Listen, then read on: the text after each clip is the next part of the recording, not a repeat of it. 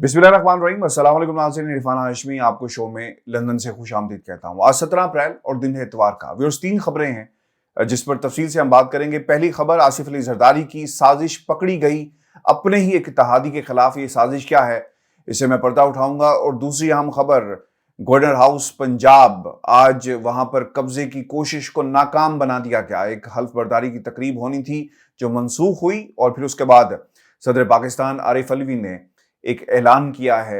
इस पर भी तफसील से बात करेंगे। और आखिर में पाकिस्तान तहरीक इंसाफ का सुनामी तैयार है और ये इक़्तिदार के ऐवानों को बहाकर ले जाएगा। ईद के बाद अहम ऐलानात मुतवक्के हैं, और ये सुनामी असल में है क्या, और क्या हिकमत अमली पाकिस्तान तहरीक इंसाफ की तरफ से अपनाई गई है, इस पर तफसील से हम बात करेंगे। लेकिन सबसे पहले आपको बताते चलें इस साजिश के हवाले से जो आसिफ अली जरदारी ने तैयार की है। व्यूअर्स, आपने पिछले 3 माह के अंदर पाकिस्तान की सियासत के अंदर हलचल देखी, और आसिफ अली जरदारी साहब का जो रीसेंट बयान था, मैं वहां से शुरू करूंगा, जो उन्होंने खुद कहा। और वो कहते हैं कि मैं शहबाज शरीफ साहब के पास चलकर गया लाहौर में, और मैंने उन्हें कहा कि 70 बंदे मेरे पास हैं, लिहाजा हम इस हुकूमत को घर भेजने की सलाहियत रखते हैं, लिहाजा काम शुरू किया जाए। और फिर उसके बाद पाकिस्तान तहरीक इंसाफ की एक जो लेजिटिमेट हुकूमत थी, जमहूरी हुकूमत थी, उसे घर भेजा गया। आसिफ अली जरदारी साहब क्या कर रहे हैं, उन्हें क्या ऐसी पड़ी है कि वो इस तमाम खेल खेल रहे हैं, और वज़ीर आज़म की जो सीट है वो भी उन्होंने नून लीग के हवाले कर दी। पंजाब के अंदर भी जो वजारत है वो नून लीग के हवाले कर दी। ये क्यों कर रहे हैं? याद रखें, आसिफ अली जरदारी साहब सियासत के हवाले से इस वक्त अगर पाकिस्तान की तमाम सियासी जमातों को देखा जाए तो बहुत ही घात किस्म के सियासतदान है। वो किसी का फायदा ऐसे नहीं कर रहे। उन्होंने अपने इत्तेहादियों को जो इस काम में शामिल थे फैसिलिटेट कर रहे हैं। मुतादिद बार ये कहते हुए अपने बयानात में नजर आए, और उन्होंने मीडिया पर भी ये बात कही, जो पब्लिक डोमेन में उनके बयानात मौजूद हैं। वो ये कहते हैं कि मैं वो वादे जो इत्तेहादियों से किए थे उनको पहले हम पूरा करेंगे, और फिर उसके बाद हम अपने हिस्से में जो कुछ भी आएगा वो हमें कबूल होगा। ये मामला इतने सादा नहीं है जितनी सादगी के साथ आसिफ अली जरदारी साहब ये बयान करते हैं। व्यूअर्स, इस वक्त एक आईनी जंग पाकिस्तान के अंदर इसका आगाज हो चुका है। आसिफ अली जरदारी साहब ने बहुत ही तरीके से, बहुत ही समझदारी के साथ स्पीकर कौमी असम्बली को अपनी जमात से मुंतखब करवाया, और वो जियाला राजा परवेज अशरफ, माजी के अंदर जो राजा रेंटल के नाम से मशहूर रहे और फिर उनके ऊपर केसेस भी बने, आपको इनकी तारीख मालूम है, और ये बहुत ही करीबी लोगों में से हैं और इत्तेमाद के लोगों में से हैं आसिफ अली जरदारी के। और आसिफ अली जरदारी साहब इन्हें जो कुछ भी कहेंगे ये करेंगे। और ये याद रखें कि जो स्पीकर है उसकी बुनियादी हैसियत ये है कि जब हुकूमत तब्दील हो तो वो हुकूमत को बनाने में अपना आईनी किरदार अदा करता है, और अगर कल को इस सीट को इस्तेमाल करना हुआ तो वहां पर एक जाला मौजूद होगा जिसे इस्तेमाल किया जाएगा। व्यूअर्स, आसिफ अली जरदारी साहब इसके बाद जो दूसरी गेम खेल रहे हैं वो गेम ये है कि इन्होंने जो पंजाब के अंदर अपना गवर्नर, ये भी वो कह रहे हैं कि हमारी गवर्नरशिप जो है वो पाकिस्तान पीपल्स पार्टी को दी जाए, तो एक दूसरी आईनी पोजीशन के ऊपर भी अपना बंदा लगाने जा रहे हैं। कल को इसका फायदा होगा, हुकूमत बनेगी, फिर इस सीट को इस्तेमाल किया जाएगा। और फिर सिंध के अंदर भी यही काम करने जा रहे हैं, या वो खुद रखेंगे या फिर वहां पर भी अपने इत्तेहादियों को शामिल करेंगे एमक्यूएम की शक्ल के अंदर, क्योंकि उनके भी मुआहदे वहां पर हुए हैं, और इस तरह अपने इत्तेहादियों को खुश करते चले जाएंगे। और फिर यह भी याद रखिएगा, बलोचिस्तान के अंदर, केपी के अंदर भी इत्तेहादियों को सीटें दी जाएंगी, आईनी पोजीशंस के ऊपर उन्हें बैठाया जाएगा, ताकि कल को जब फैसले की बारी आए तो आईनी सीट्स के ऊपर पाकिस्तान पीपल्स पार्टी के लोग मौजूद हों या फिर उनके इत्तेहादी मौजूद हों।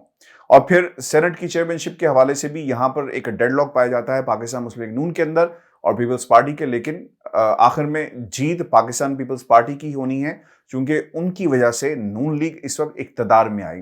तो व्यूअर्स, आईनी पोजीशंस के ऊपर पाकिस्तान पीपल्स पार्टी अपने लोगों को बैठा रही है। क्यों बैठा रही है, अब ये सवाल पैदा होता है। आसिफ अली जरदारी साहब बहुत चालाकी के साथ आहिस्ता आहिस्ता सिस्टम को कंट्रोल कर रहे हैं, आईनी पोजीशंस को कंट्रोल कर रहे हैं। वो इसलिए कर रहे हैं, और मकसद इसके पीछे ये है कि किसी तरह जब दोबारा पाकिस्तान के अंदर इंतखाबात होते हैं तो फरजंद जरदारी बिलावल भुट्टो को इक्तदार में लाया जाए। और गेम ये है कि जब दोबारा इलेक्शन होंगे, और जब भी होते हैं 3 माह में हो, 6 माह में हो, 1 साल बाद हो जाए, तो पाकिस्तान पीपल्स पार्टी की तमाम जो मेजर आईनी पोजीशंस हैं, सीट्स हैं, उसके ऊपर उनके लोग मौजूद हों और फिर इत्तेहादियों के साथ मिलकर एक सपोर्ट हासिल की जाए और बिलावल भुट्टो को पाकिस्तान का प्राइम मिनिस्टर बनाया जाए। ये वो साजिश है जो आसिफ अली जरदारी साहब कर रहे हैं। आपको मैं ये भी बात बता दूं कि नून लीग का सिर्फ और सिर्फ इस पूरे निज़ाम के साथ जो एक फ़ायदा है वो ये है कि इनके केसेस ख़त्म हो जाएं, इनके ऊपर जो नाअहली की तलवार लटक रही है इसको हटाया जा सके और अपने तमाम जो लोग नाअहल हैं इन्हें अहल बनाया जाए।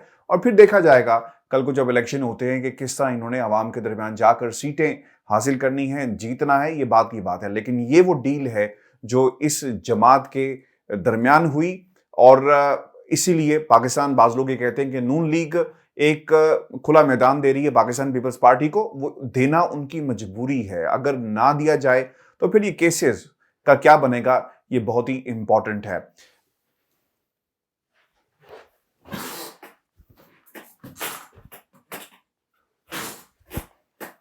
और फिर आपको ये बता दें कि इस पूरे खेल के अंदर आसिफ अली जरदारी साहब अपने इत्तेहादियों को बड़ी समझदारी से इस्तेमाल करेंगे और ये भी अनमुमकिन है कि वो चौधरियों के साथ जाकर खड़े हो जाएं और फिर उनको इस्तेमाल किया जाए, जो जख्म पाकिस्तान मुस्लिम लीग नून ने उन्हें दिए वो जाकर उसे कैश करवाएं। और ये भी याद रखिएगा, एक फितरी इत्तेहाद हमेशा से रहा नेशनल अलायंस पाकिस्तान पीपल्स पार्टी का, आसिफ अली जरदारी साहब का जो काफली के साथ रहा, पहले भी इलेक्शन में मिलकर लड़ते रहे, तो आने वाले दिनों के अंदर शायद ये दोबारा रिवाइव कर जाए।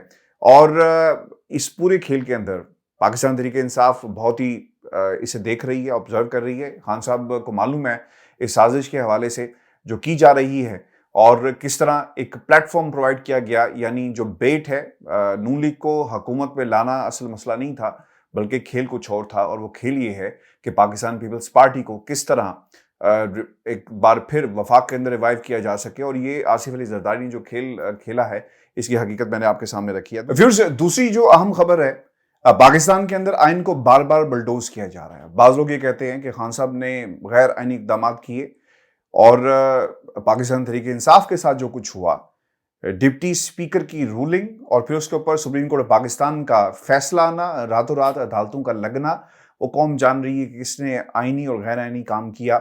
और आपको बता दें कि एक बार फिर आइन को बलडोज किया जा रहा है। वफाक के अंदर क्या हुआ, बलडोज करके हुकूमत बनाई गई और किस तरह बलडोज किया गया कि सुप्रीम कोर्ट फैसला नहीं दे रही, उन मुनहरिफ अराकीन के हवाले से खामोश है। रेफरेंस के ऊपर तारीख दे दी गई, शोर शराबा करने के बाद तारीख उन्होंने दी, 22 करोड़ आवाम पर एहसान किया, लेकिन इससे पहले पाकिस्तान की अदालतें खामोश रहती हैं। और अगर ये फैसला पहले हो जाता तो वो लोग जिन्होंने पंजाब के अंदर वोट डाले, वो लोग जिन्होंने वफाक के अंदर वोट डाल करने की कोशिश की, जिनको दिखाकर इत्तेहादियों को तोड़ा गया, अगर ये काम पहले हो जाता तो शायद इस वक्त जमहूरियत की असल शक्ल मौजूद रहती और ये जो जोड़ तोड़ की सियासत है, मफादात की सियासत है, ये हमेशा के लिए दफन हो जाती। लेकिन ऐसा नहीं किया गया। फैसला जो पहले आना था वो अभी तक नहीं आया और जो बाद में आना चाहिए था, दिन की रोशनी में आना चाहिए था, वो फैसला एकदम आ गया और उसे रात की तारीकी में जारी किया गया। व्यूअर्स, आपको बताते चले एक नोटिफिकेशन जारी किया गया और उस नोटिफिकेशन के मुताबिक, वो नोटिफिकेशन क्या था, मुल्क का वज़ीर-ए-आज़म उसे जारी करता है और ये कहता है कि पंजाब के गवर्नर को हटा दिया जाए।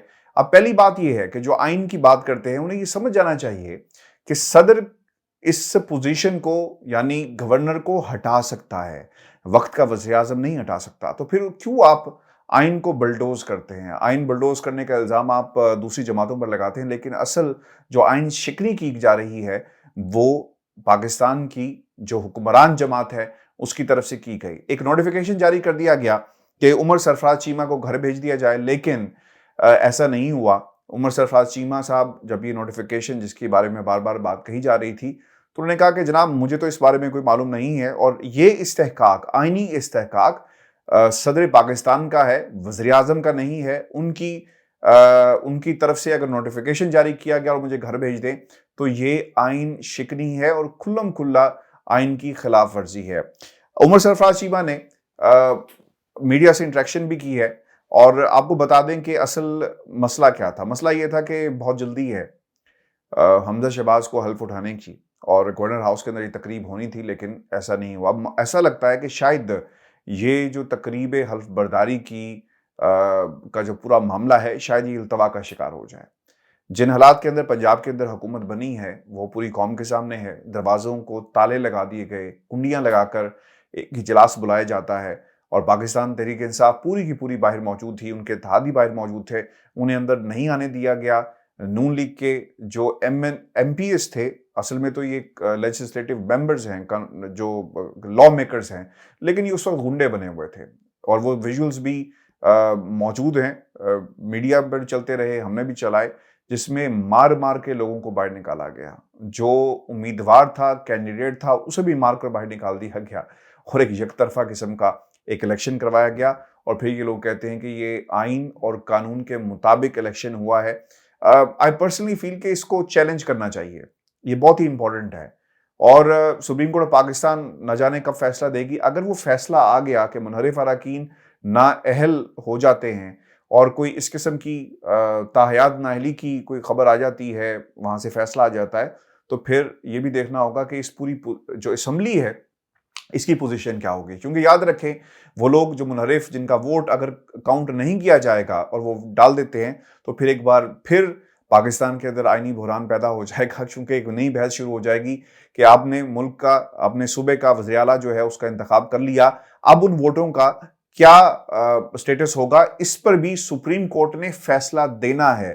اسی لیے یہ بہت ہی اچھا ہوتا کہ اگر سپریم کورٹ پہلے اس کا فیصلہ دیتی اور پھر حکومتوں کو بدلا جاتا.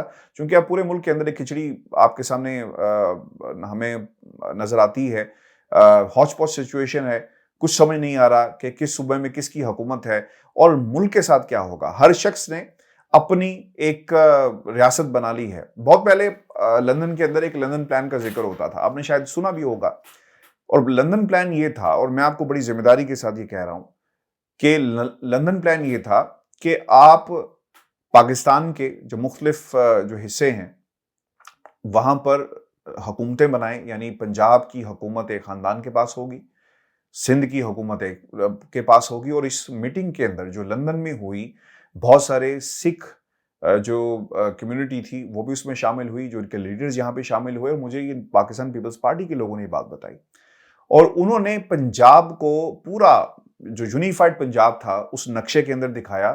یعنی وہ پنجاب جو انڈیا میں ہے اور وہ جو پنجاب یہاں پہ ہے، اور وہ چاہتے تھے کہ کچھ اس طرح کا نقشہ بن جائے اور اس طرح کی. لیکن اب وقت گزرنے کے ساتھ ساتھ آپ کو میں ایک جو انویزیبل باؤنڈریز ہیں وہ ہمیں نظر آ رہی ہیں. بلوچستان کے اندر جو حالات ہیں وہ کسی سے چھپے ہوئے نہیں ہیں. جو بھی حکومت آئی ہے اوور دا ایئرز، انہوں نے کیا کیا، بلوچستان سے ایک ستیلے جیسا سلوک کیا. انہیں ان کے حقوق نہیں ملے اور وہاں پہ جو حالات ہیں، انسرجنسیز ہیں، وہ پوری قوم کے سامنے ہیں. اگر وہاں پر بھی ترقی ہوتی جس طرح ملک کے دیگر صوبوں میں ہوئی تو حالات شاید ایسے نہ ہوتے.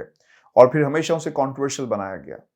سندھ کے اندر ایک حکومت ایک ہی خاندان کی ہمیشہ رہی اور وہی راج کر رہی ہے.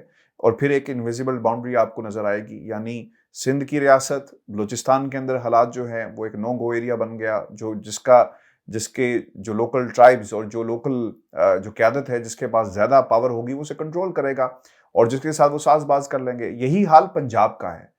پنجاب کے اندر جو انڈسٹریلسٹ خاندان تھے انہوں نے حکومت کی، ایگریکلچر جن کا بیک گراؤنڈ تھا وہ حکومت کر رہے ہیں. تو اس لیے یہ انویزیبل باؤنڈریز آپ کو پاکستان میں نظر آئیں گی. بعض لوگ یہ کہتے ہیں کہ لندن پلان کبھی بھی میٹیریلائز نہیں ہوا. مجھے تو میٹیریلائز ہوتا ہوا نظر آ رہا ہے کیونکہ ہمیں انویزیبل باؤنڈریز نظر آ رہی ہیں. ویورز، آپ کو یہ بتاتے چلیں کہ اب خان صاحب نے ایک سونامی، اس کی خبر آ رہی ہے کہ ایک بڑا سونامی تیار ہو رہا ہے جو پاکستان کے اقتدار کے حلقوں کو بہا کر لے جائے گا.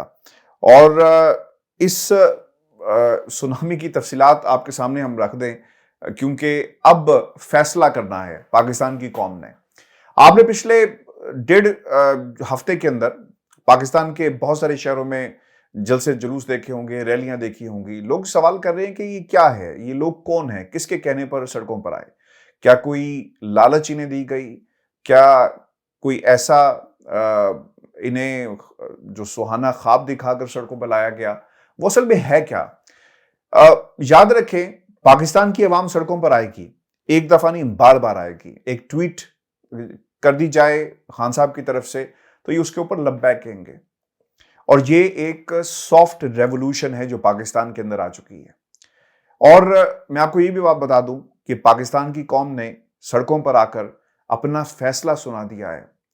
اور یہ فیصلہ یہ ہے، اور اگر اسے یہ کہا جائے کہ یہ فیصلہ ایک منی ریفرینڈم ہے، ایک منی الیکشن ہے، ایک سافٹ ریولوشن ہے، تو بالکل غلط نہیں ہوگا.